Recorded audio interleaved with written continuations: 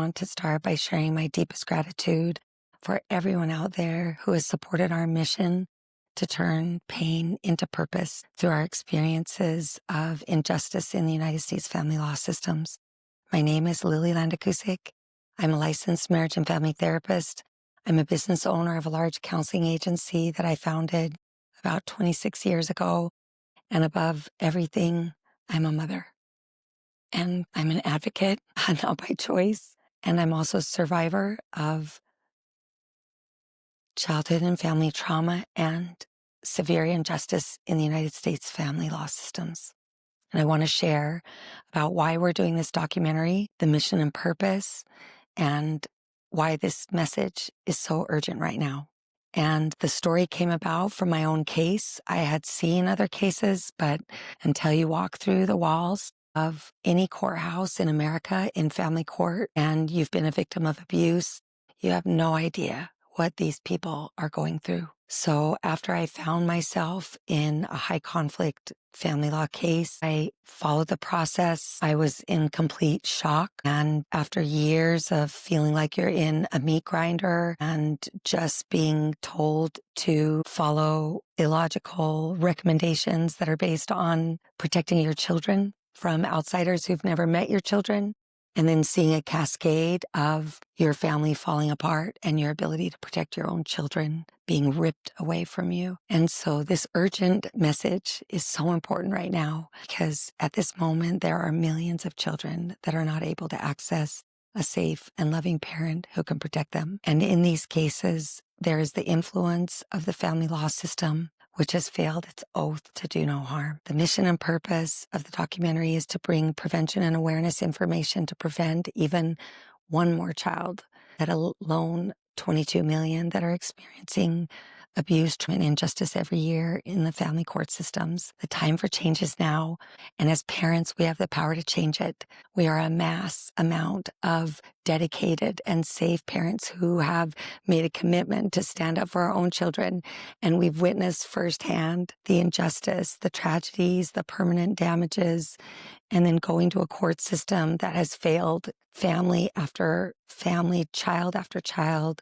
And now these children are growing up and they're becoming victims of abuse from repeating an institutionalized model that has removed the protection of the parents from their own children that could be prevented from permanent damages, loss of a safe parent, having their innocence and childhood taken and basically sold to providers in a family court system. By design, the family court system pits parents against each other. When you come to it, it may seem like it makes sense if you're in a disagreement with your parent, but what you want to look at is even the physical environment of the courthouse where you have two podiums, often two tables, definitely two parties, and they are in a holy war, sometimes to the death. The issues of the family law system right now are more urgent and timely than ever. I can say with full conviction from my experience after researching and experiencing the family law system that right now, if this story could save even one parent, even one child from going through some of the most extreme outcomes of the failures of the family court system, then this path is worth it and this story needs to be shared. It's my understanding that there's over 22 million families that have been blocked from a child, that they have legal, physical, moral, ethical, familial, spiritual access to, and that the family court system in its failures has created a machine or a maze that will dictate what the role is of your parenting, what your access is, what your rights are, what your constitutional rights are, if you can even hug your child, if you can even say, I love you to your own child. Who would think that this could happen in the United States, that we would have a court system that could potentially get it wrong, not just in one case or 1,000 cases or 100,000, but millions of cases, to have our judicial system get it wrong and often provide the child to the abuser in the case because of a lack of fact-checking protocols, policies, enforcement, protection, and a complete breakdown in the system. This message is so important right now because there are parents out there right now who can prevent what happened in my case and so many of our cases that have turned us into advocates, not by choice. And if this message can get out there to them, it can save a life. And the reason it's so important now is that we're seeing escalated statistics in every negative outcome of the family law systems. We're also seeing an increase in more extreme negative case outcomes like fatalities, homicides, suicides, even just custodial interference in most major cities has tripled in the last 10 years. So you want to think about that. Why? What is going on in the family courts where custodial interference, blocking contact, falsifying allegations, withholding, falsifying court documents, falsifying a child's name, moving out of state without permission, threatening to go to court. There's just a whole flood now in an industry that can be used to weaponize and take a child from a loving parent without them even being able to realize what's going on until it's too late. This documentary is to help prevent what is happening to so many millions of families right now for the next generation, and we can do it. I didn't believe it was possible before, but we started doing outreach and a pilot program. We started working with other international advocates using interventions, ideas, solution-focused models, and I've come to believe with all of my faith and confidence that this is going to be overcome, that victims of abuse and trauma will be protected. And it may not be in the family court system. It may be through alternative models that are getting it right. So how I came to be in this position was definitely not by choice. And if you ask any advocate, they probably went through the system and, like me, just felt compelled that there is no way I can witness this many millions of cases of child abuse, of permanent damages, of fatalities, and just say, I'm going to leave that for the next shift. And I've met the most unbelievable heroes out there who have cases that are worse than mine. And that's been a silver lining in this process, is feeling called that anyone who's gone through and witnessed the failures of the family law system and the impact that it's having on children, who chooses to stay and lift up another victim, is called. And there's a movement of not thousands, but millions of us now. And the parents that they have harmed to our children, I think they overestimated that we would pass and let it go. And we're coming back to make sure it doesn't happen to any other parents again. And my story started out with my agency starting to see more and more cases in the family law system that were escalating to severe, kind of almost shocking or unbelievable case situations. So when we would get involved, my company does intensive in-home services. So it's very easy for us to fact check a safe home, falsifying allegation, prove it true. We had access to the children so we could interview easily. Did your mom or dad hit you with a closed fist? If not, who wrote this report? And we would go to court.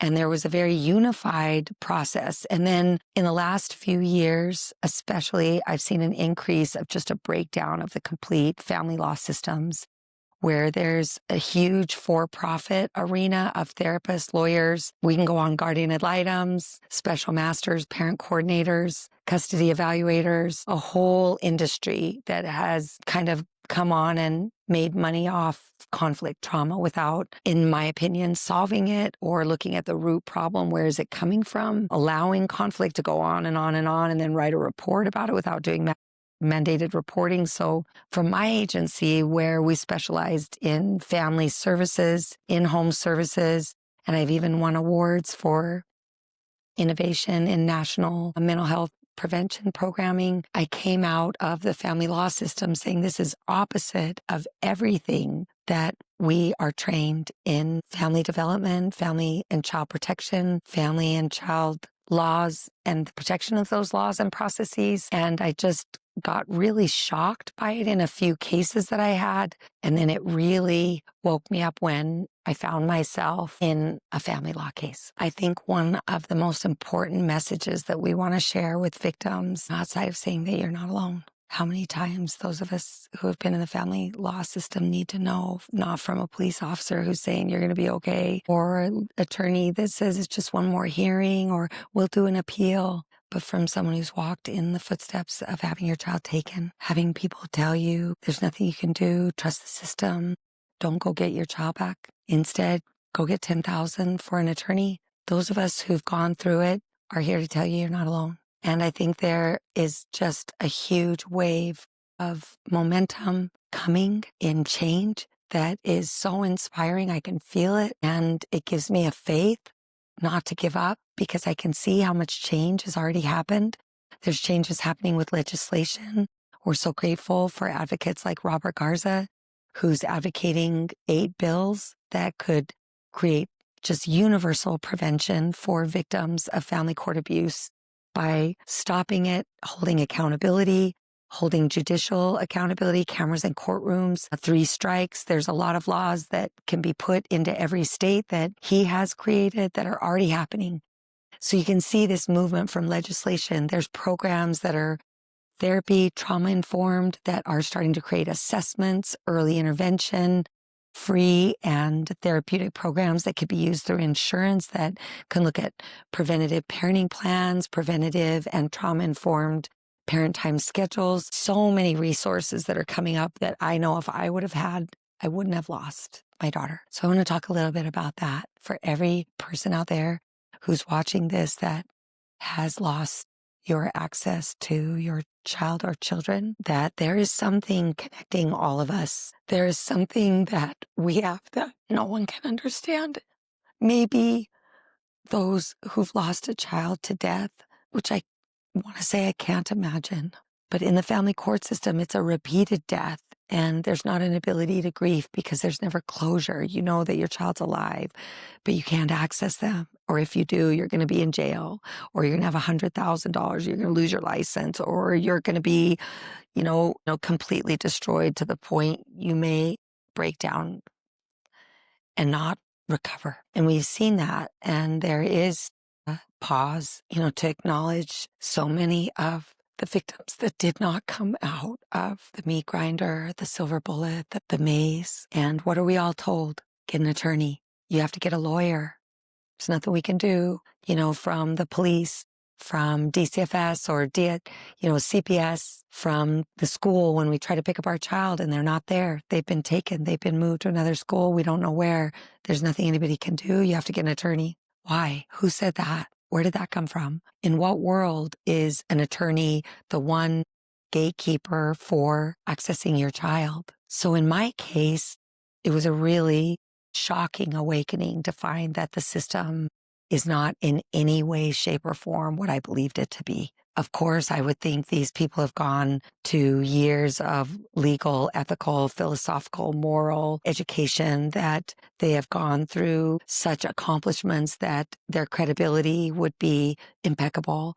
And I found case after case that I was working on, as well as my own, with professionals who were completely fraudulent, did not know what they were doing, were incompetent, were in bed with each other in a network to say, oh, we got a new case. Hey, I'm going to refer you for the therapy. I'm going to refer you for the guardian ad litem. I'm going to refer you for the extra therapy, the one-on-one. I'm going to have you be the child's therapist. And what I found is that it's a whole network looking at these cases that come in on these phone lines, figuring out which ones have a bankroll, and then dividing them up after you get a $10,000 retainer.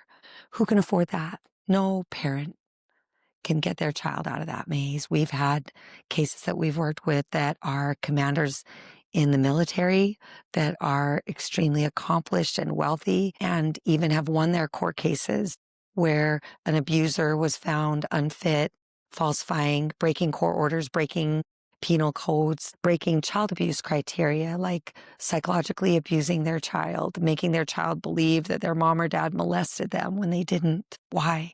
Because they wanted custody. They wanted alimony, child support. So they're going to put these pictures in their child's head of a fondling or of being hit with a closed fist, whatever would meet criteria on the child abuse scale.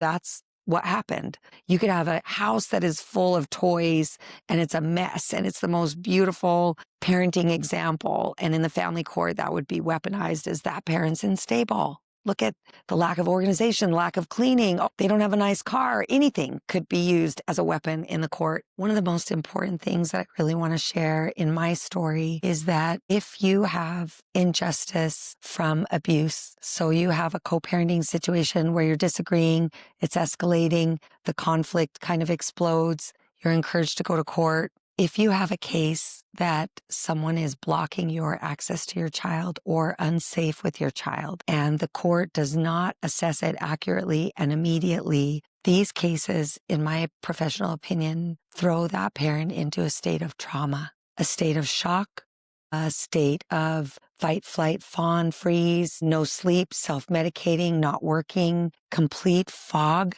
And you're expected to interview 60 attorneys and find one that fits. You're expected to come up with 10,000 for a retainer.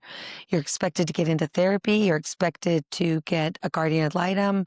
It's impossible. This system is impossible and completely set up for failure. The only part of the family law system that I see that is highly successful is profiting off of family trauma and increasing it, escalating it, and then aging kids out without any resolution. Some of the messages that need to be shared to parent victims or adult victims who are starting to realize that they were a victim of a failed system, that the court got it wrong, that a child who's turned 18 starts to gradually get into their own relationships, marriage, have children, and start to realize this was really messed up what I went through. I think some of the messages that we really need to get out to those people are that you are not the problem. And what happened to you was not. And after victims start to realize, oh my gosh, I never saw my dad growing up. I just was normalized to it. Or, oh my gosh, my mom and all of her family were just disappeared when my dad told me we're moving to Oklahoma. And they start to put it together and they start to reach out to people. And they start to find out the truth of what they were told is not the truth. And the people that they believed loved them and protected them were people that used them and their childhood and their innocence for what we would call domestic violence by proxy. And the message to so many of those people that are waking up is that it's not your fault and that you have so much power in overcoming, healing, in being a cycle breaker, in connecting with other victims who are not only helping themselves, but reaching back out of their own trauma and fog to lift up someone else. And that's the beauty of this movement. There is such an energy, inspiration, faith, and an explosion of victims coming together, sharing their stories, not being afraid, speaking out. And that's what's catapulted me to share my story, because I came out of my own case just saying there is no way that this could be happening to other families. And then finding it's not hundreds or thousands, but it's millions who are never seeing their children again. And in my work with families, there's always a way. You repair, you heal, you bring the conflict out. You know, even in married families, you know, you show that conflict is normal. Stress, chronic stress can lead even the happiest couples to want to divorce. And we see it all the time in family therapy. We see overcoming, but I don't see it in the family law systems. Out of the hundreds of cases that I've seen directly and the ones indirectly that I've been involved with, I've not seen a positive outcome. There might be a delay of harm or a break in a constant feeling of attack and allegations and new motions and malicious litigation. There might be a break in it.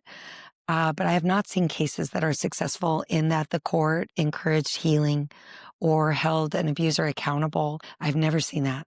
In fact, so many of the court cases, and this is a big part of the messaging that people need to know, they don't enforce. The judges will say that we don't have the jurisdiction to apply consequences. Well, they do. They can put a parent in jail for committing crimes, but so often they'll say, I don't have jurisdiction. The family court is not criminal. You have to go to criminal court. And it's just a maze. So a victim of, for example, custodial interference calls the police, right? My child's supposed to be here this weekend. I can't access my child. My ex took him out of the state. Usually the police will say, there's nothing we can do. You have to go to court. You have to get an attorney. Where did that come from? Then you get an attorney. What happens there? Usually it takes you a month to get the money, interview. Then by the time you have an attorney, it takes another 3 weeks. Then you have a case plan. Then you put in a motion. Then typically with custodial interference, the victim parent doesn't see their child for 227 days. So when a police officer tells a victim, You have to get an attorney. They're basically saying you're not going to see your child for 3/4 of a year. And then even if you do have a court date that addresses it, a lot of times the child's been at the other parent, doesn't want to come back now. They feel awkward, or there's a rift, there's trauma now to the child. And so that can catapult to now you can't see your child. You need reunification therapy. Why? So that's what we've started to ask. Why? They don't need an attorney. Victims don't need a reunification therapist. They need access to their rights to parent their own child. They need the penal codes and all of the child abuse criteria enforced. And if it's not going to be enforced, then there needs to be a duty to warn. And that's what our message is, a duty to warn, that there needs to be a call to action to let parents know, as we who've been through the system have experienced, that the system does not work, that getting 500,000 in attorneys may help, may definitely show cause, but we've seen court cases that the judge will override penal codes. A $15,000 assessment that said there should be shared parenting in this. Dad or mom is safe, fit, hasn't seen their children for 2 years, and has done all the steps and never did anything wrong to lose their custody. All these professionals, 15,000 for this one, 20,000 for this one. And the judge will say, no, I don't agree. I don't feel like the child's safe. I'm going to do a continuance, or we're going to ask for another assessment, or we're going to delay until we can evaluate from another worker who's on vacation. It just is a maze and a loop where you go from one step to another to another. In the family court system, there is such a level of extreme and chronic trauma from not just the abuse from an ex-spouse or partner, that may have been psychological, emotional, financial, physical, and in separation, a victim can set boundaries, get away from that. But if the abuse is not stopped, it will continue. And that's what we see, that at the time of divorce, there should be a screener. It is very easy to screen when you look at falsified allegations. One of the parties having multiple accounts, secrets, having affairs, already setting up plans with the children. Right away in divorces, you can see who is the abuser because they're calm, they're completely cool, they look so poised, and the victim is in shock. And a lot of times they'll use that against them. Well, you're not emotionally regulated, so you can't see your children. Well, the emotional dysregulation is shock. And that's from someone who would not abuse or weaponize their children, waking up to a nightmare that their life as they knew it is over. A protection of the children. The impact to these children I have seen firsthand is unbelievable. A child who has gone through the failure of the family court system is not the same. A lot of them have dissociative disorder, PTSD. They have reactive attachment disorder. A lot of them have addictions. A lot of them have extremely high ACE score. So that is a test that is widely researched about the effects of childhood trauma. And a high score of 4 or above is considered very high risk. And children who come out of the family court system often have a score of 7 in 1 year. And that's a score that a person is supposed to have of these adverse events throughout their lifetime. So children come out with such extreme stress and chronic pressure that is unresolved. It is not ever brought to light. There's not ever justice about what was actually right or wrong. It's just force into conflict and illogic and a complete selling of their childhoods. And by the time they come out of it with their high A scores, a lot of them have just catastrophically higher rates of suicide, intravenous drug use, addiction issues, and abusive relationships. And a lot of them repeat the very abuse that they promised themselves they would never go through because of familiarity. And that's all that they were taught. They were never able to see justice, abuse being stopped. They were never able to see a therapist or a judge really confront a falsified allegation to an abuser and say, why did you do that?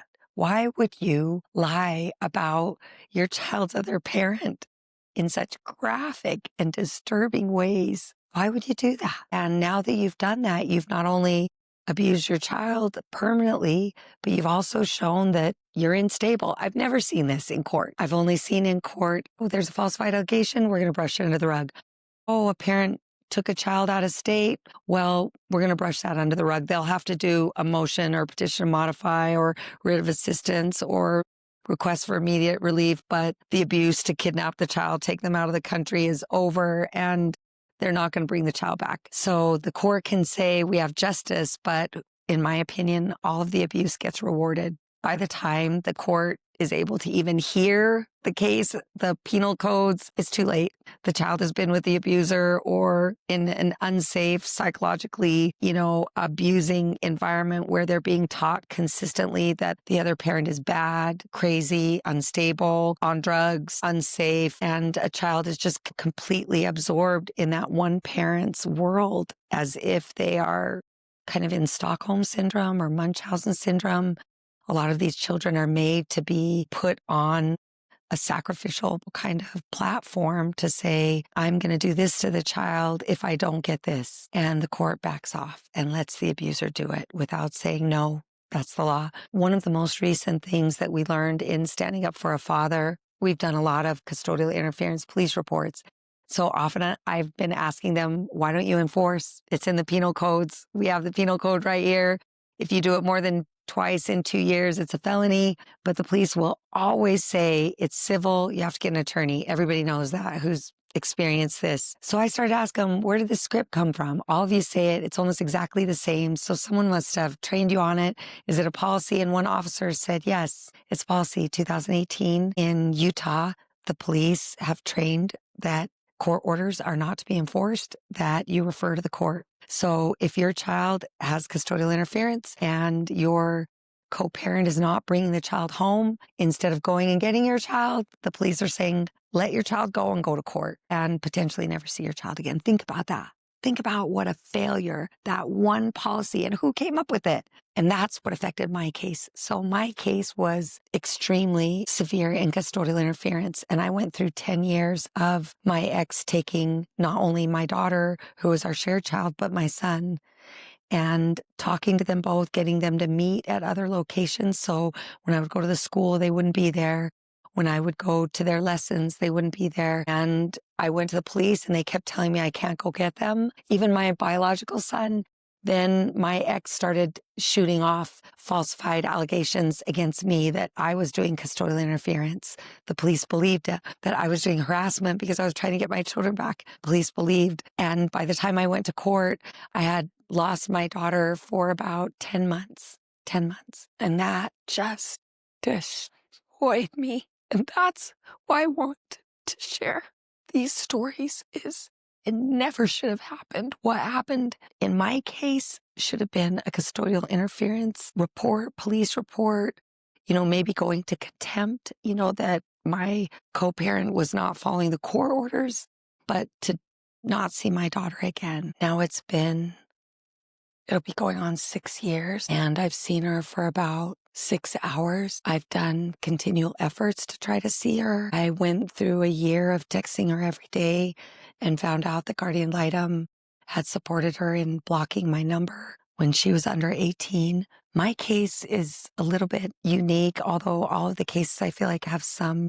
unique, disturbing aspect of the abuser's pattern. But my case was specifically unique in that he actually falsified custody. So not only the mediation orders, special master orders, the parent time schedule, but he actually falsified custody. He had also done falsified police reports that I found out he had started on me when my daughter was 2. So he created a whole case. And then by the time my daughter was 9, he was all prepped. He just went to the school and showed them that he had custody. So when I came to everybody saying, I need to get my daughter back, I'm not able to get my daughter back, they're all saying, nothing we could do. So many of these cases have details in them that no one would believe. If I told you my story, I think the only people who would believe me are the people that have gone through family court abuse. The situations that happen at holidays, at funerals, how they will prevent a child from seeing their own pet before their pet passes away,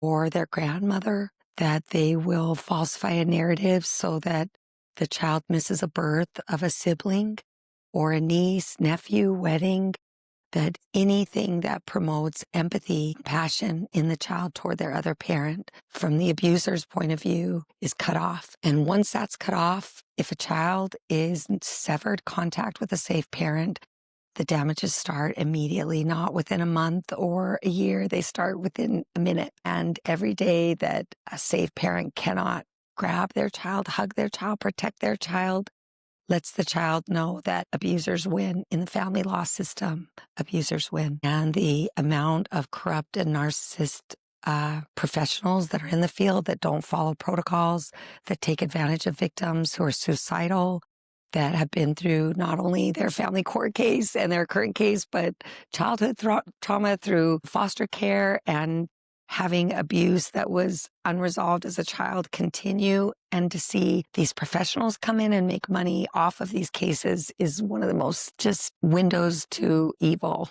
in humanity, and that there are abusers among us, and that people who get into relationships, even young people who are in college and high school, I think from everything that we're seeing, need to be encouraged to research their potential partner and research their own childhood and create prenuptial agreements and agreements about their custody so that they never go to court. And you never hear a police officer say that. Well, maybe you should get a co-parenting therapist. Maybe you should do a writ of assistance immediately. Maybe you should go online. Maybe you should get with a group of expert parents that can stand up. Nope, it's 100%. You have to get an attorney. So the system has failed and the parents are standing up. And our movement is to bring everybody together in a united voice to say enough is enough. Not one more child should go through what our children have gone through, mine, yours, the grandparents, siblings, uncles who've all lost in these family court failures. Know that it's time to stop. Enough is enough. And the parents are going to bring the change that is needed. And I believe that now that we were called and the message is coming that you're not alone. And some of the work that we're doing is exciting. There's just an immense amount of research that very specifically shows you why family court cases are exploding and tripling in horrific outcomes. But what's going on with the solution? Where are we now and where are we going to go moving forward?